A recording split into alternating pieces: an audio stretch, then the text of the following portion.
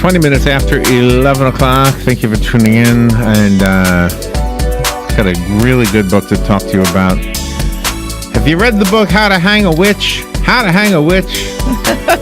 Haunting the Deep is the follow-up book to that. It's written by the same author, of course. Adriana Mather is on the phone, and Adriana has obviously a lot of fans who listen because we've had like 17 calls.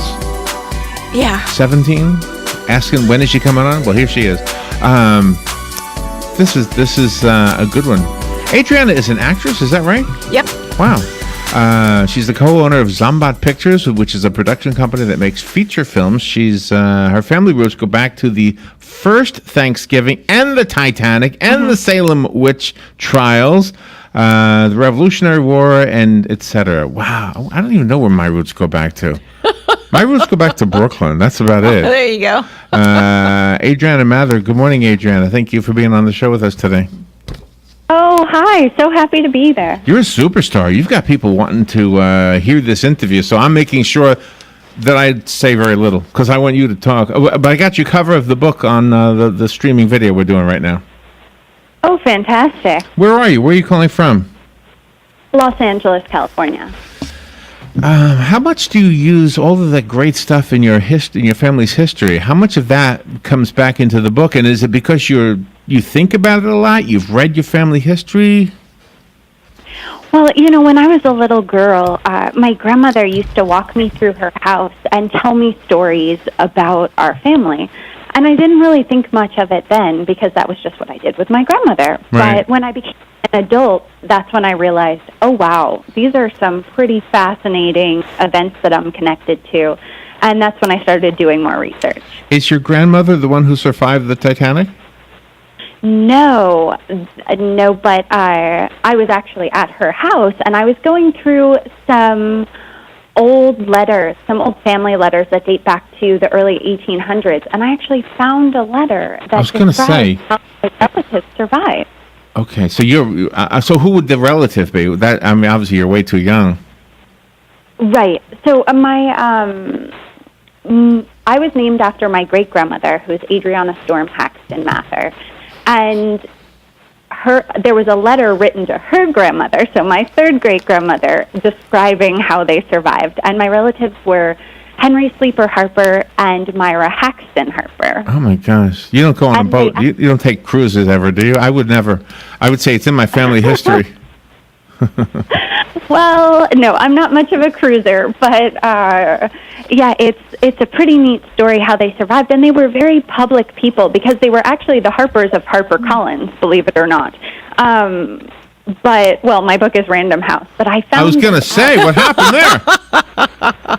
Yeah, right. I know, right?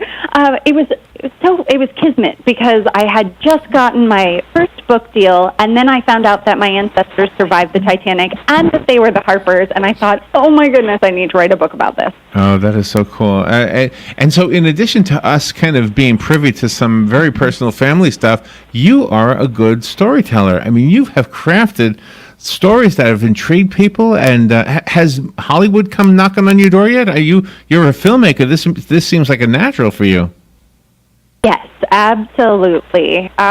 They have. I'm just not allowed to talk about it publicly yet, but I hopefully very soon will be able to tell you all the details. Oh man, see, you know what I need? I need something that I can't talk about publicly. That seems so cool when people say that. I need to have that answer ready. Next time somebody asks me a question, Larry, how old are you? I'm not at liberty to talk about that. So Haunting the Deep, how's it doing on let me look here. I've had it on Amazon. It looks like you're doing really well. Yeah, I've got my fingers crossed. I'm really happy with it. And I hope people enjoy it. I mean, it really becomes the public's book once it comes out. I don't read it again once it's on shelves because all I'll want to do is edit it. So I just leave it alone. It belongs to the world. You know what I wondered about? I don't know if this is even an important question, but when you come up with a title like How to Hang a Witch, you have a following, so you've already got an established kind of a readership base. But I'm wondering if you get new readers just based on the intriguing question that title asks. Haunting the Deep is another example. Mm-hmm. It's a great title. Oh, well, thank you. Yeah. How to Hang a Witch came about because I actually had a chapter in my first book titled How to Hang a Witch. And I thought, okay, that's it. That's the title. And Haunting the Deep, it was a tricky one. I originally thought I might call the book How to Sink a Ship, but that sounds like nautical warfare, so it wasn't quite right.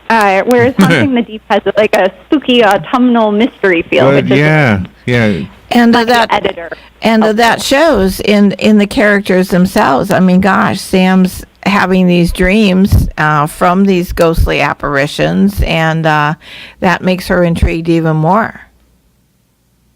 Yeah, I like to bring history into modern day. It's sort of my own niche there. I love mysteries and thrillers, even though I'm scared of basically everything, so don't ask me why I write them. But I love the idea of using history as clues, especially these histories that there's so many questions about. I mean, the Titanic and the Salem witch trials were just the perfect storm, and you can't really point to one thing that made them happen. It's so many things, and there's still a mystery. But you have you have sophistication in your writing. I mean, some people think that children and young adults should be written down to, but you do not. Oh, no, not at all. I mean, but I thought I was an adult when I was 4 years old, so that must be my personality. On your website, you have a book that's in Italian. Do you speak and write in Italian as well? Oh, no. But How to Hang a Witch is it's in Italian, Spanish, English. Okay.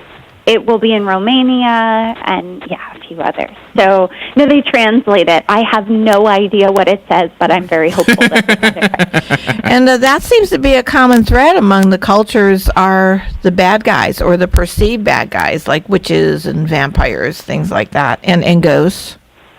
Right.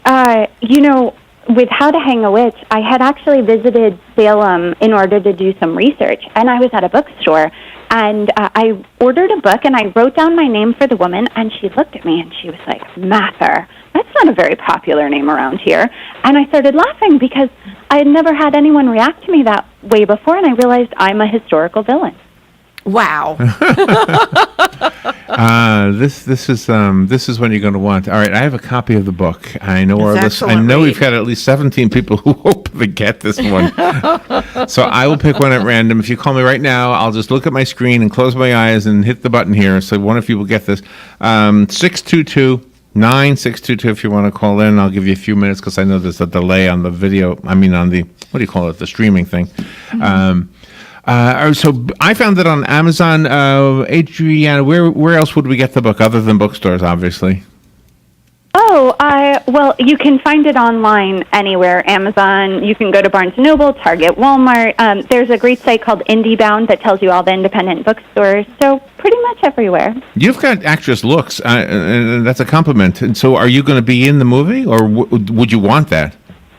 Oh, no. I just want to eat snacks on the sideline and watch it all happen. There you go.